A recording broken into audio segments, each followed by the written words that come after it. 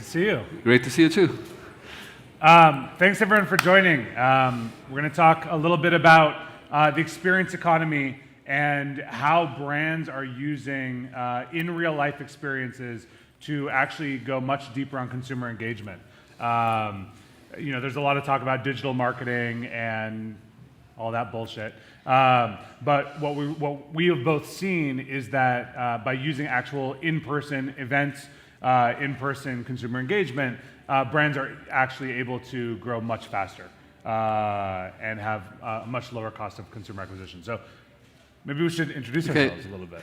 Okay, thank you very much. Well, I'm Luis Monserrate. Actually, I was here a long time ago in South Summit because I founded my first company in 2008, which was called Homing.com.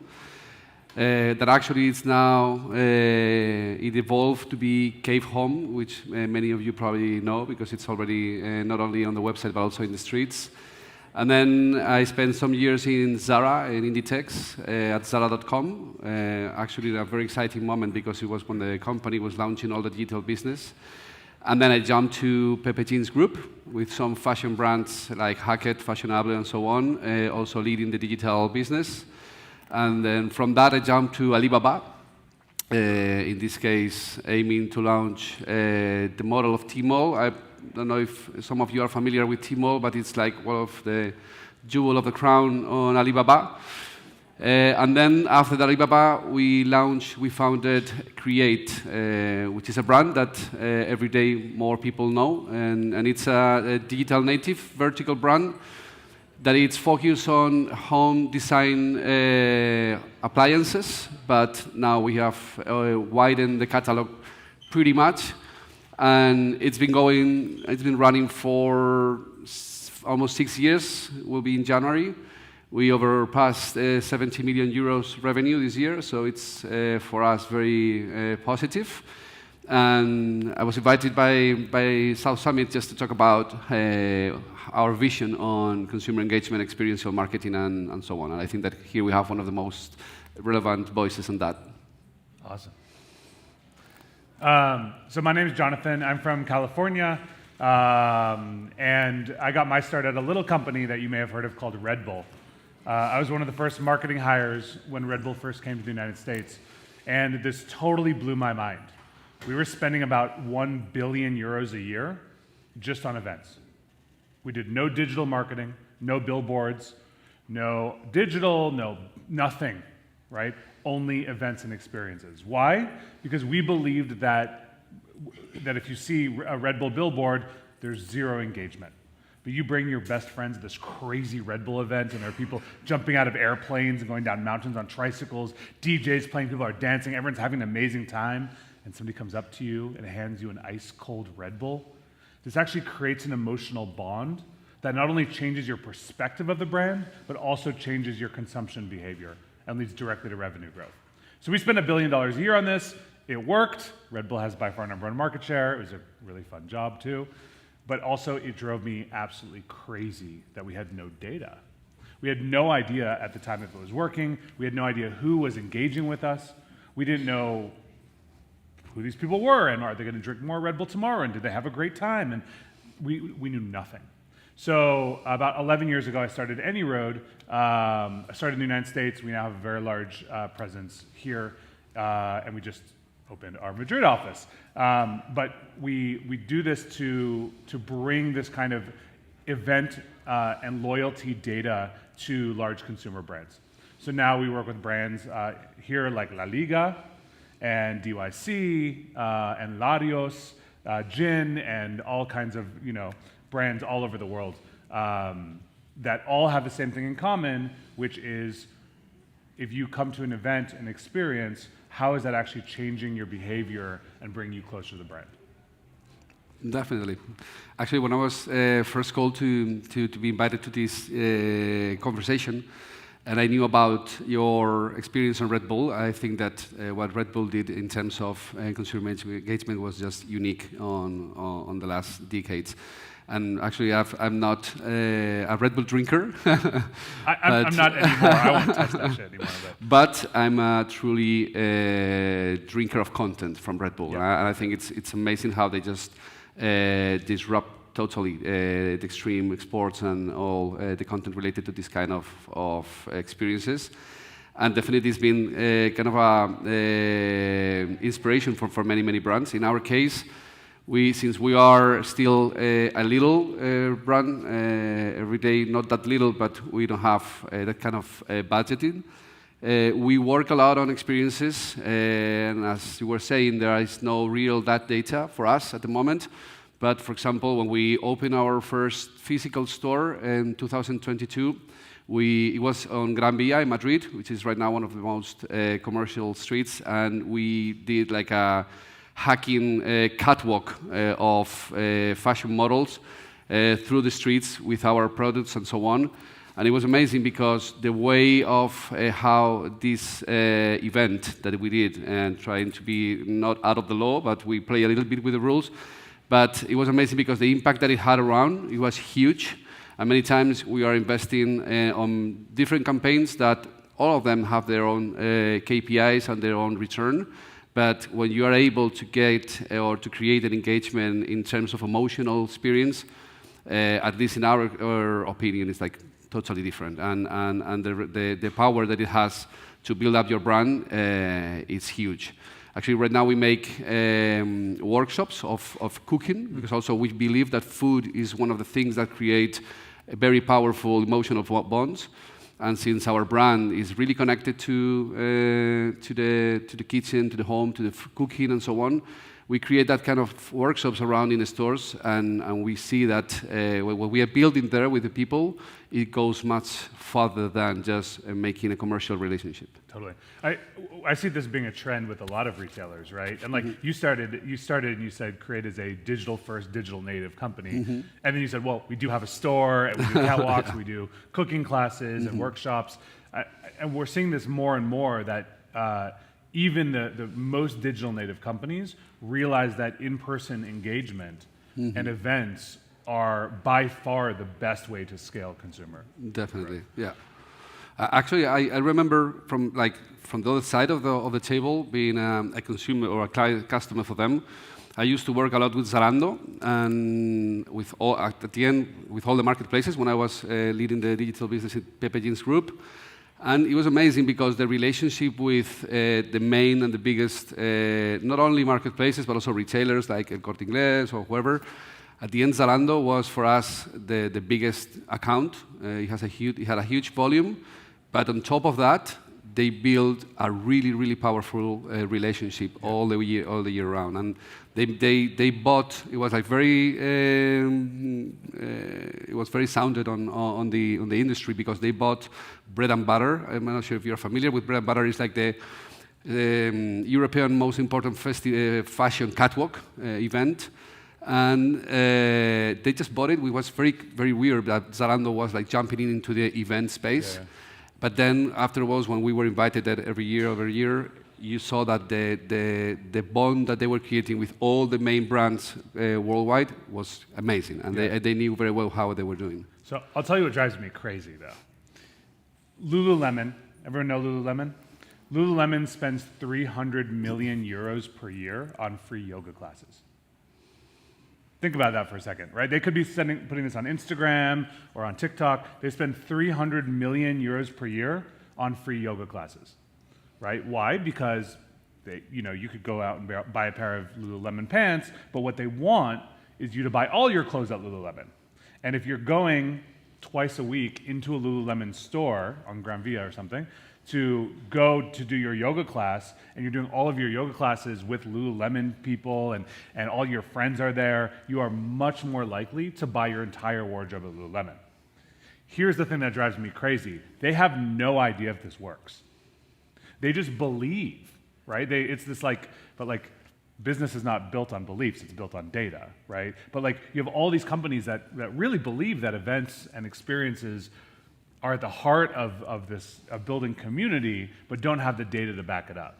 Meanwhile, if I advertise on Facebook, I have a whole chart, I have click-through rates and conversion and impressions, and I have all this stuff. And the problem in the industry right now is everyone knows that Lululemon yoga classes probably work, but Lululemon doesn't even know how to track that, right? And so, like, I'd ask you, like, how do you think about the create, like, the workshops, right? So I'm going to go tonight. I'm going to go to a create cooking workshop with my friends. I'm going to bring 3 friends. I'm a big Create fan. They've never even heard of Create, right? But we're going to go and we're going to learn how to cook and stuff. How do I come into the funnel? How do you track my engagement? How does it actually lead to increased like lifetime value for me? Like how do you do that today? And what's the dream? In our case, we definitely would fail the test because we are just like I can you can help us. So we are newborn on physical retail because our DNA is digital.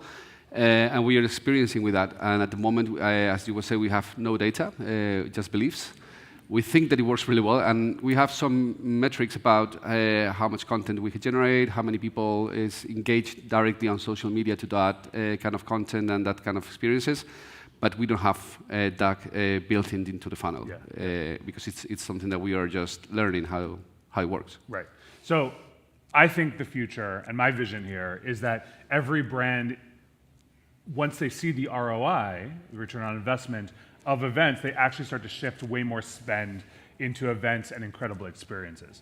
And so what we want to be at Any Road is actually the data engine to actually maximize that ROI, right? To understand what's working and what's not, kind of the same way we do with digital marketing. Yeah. Raise your hand if you're a fan of La Liga. Okay, keep your hand up, keep your hand up. Now, keep your hand up if you've been to a La Liga football game in the last year. Okay, a lot of hands go down. So a lot of people are fans of La Liga. In fact, even in the United States, we have 76 million La Liga fans. It's famous all over the world, obviously, right? Most of the people who are La Liga fans in the United States will never go to a La Liga game.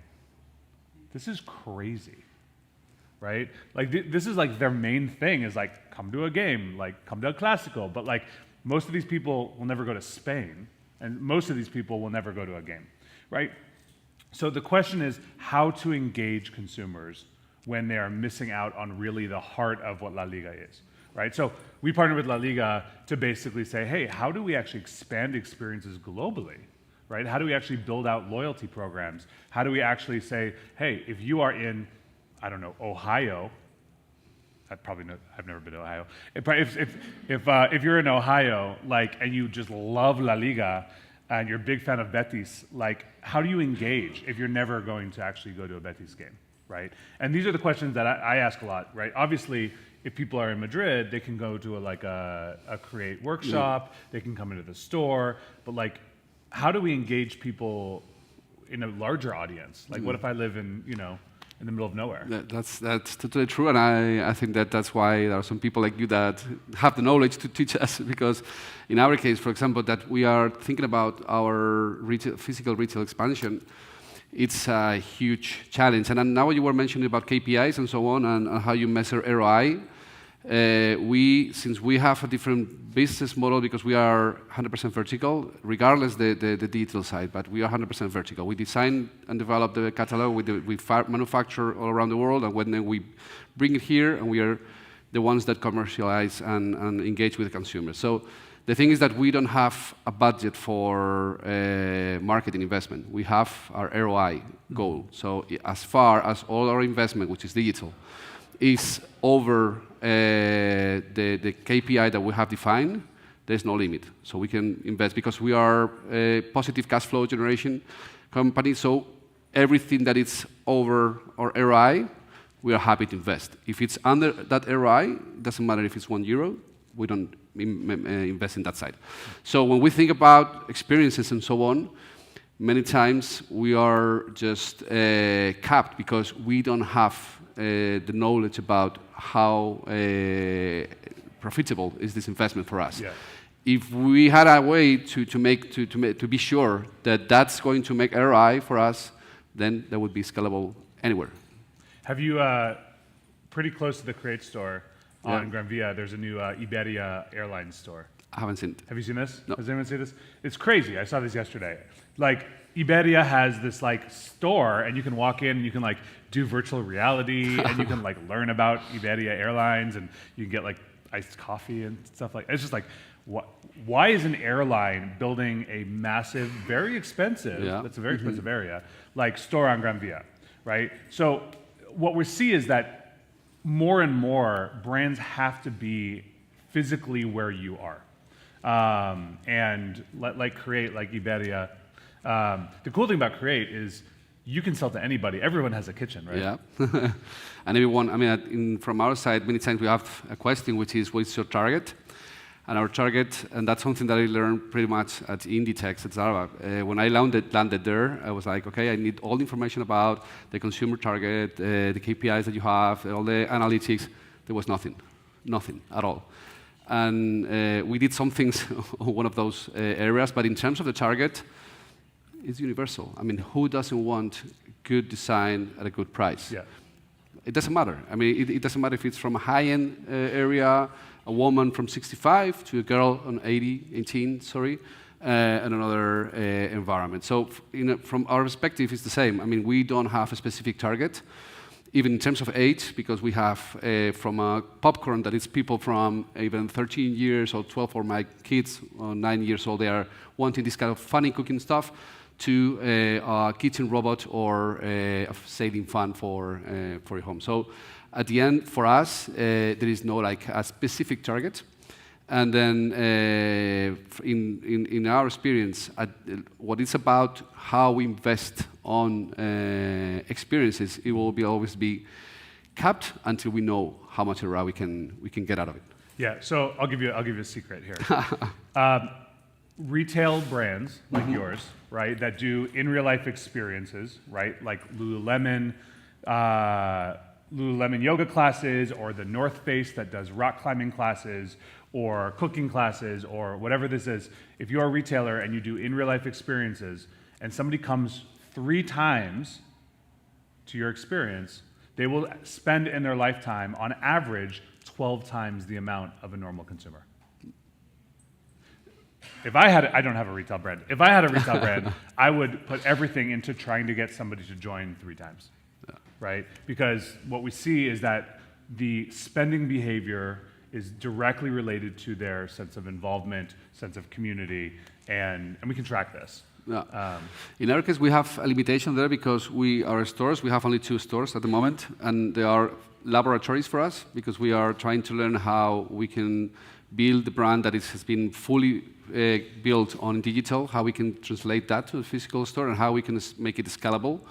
So right now it's just a laboratory, but we would like to expand the workshop experience further than the physical store. And that's one of our limitations because we don't have right now we are in all Europe and we are aiming now to some other continents, but we don't have physical capabilities to be making workshops in Milan or in Munich or whatever. So that's something that we are studying right now, how we can create physical engagement on those places we still don't have our own physical stores. But there's a lot. I have a lot of ideas for you. But there are a lot of ideas. You can do pop-ups. You can partner with a company in Milan who is in the same universe and say, hey, we want to work together to do this. I think there's a lot of things we can do to scale. Anyways, thank you so much. Thanks to you. Really, really wonderful to meet you all, and great having this conversation about the power of experiential and the experience economy. Enjoy.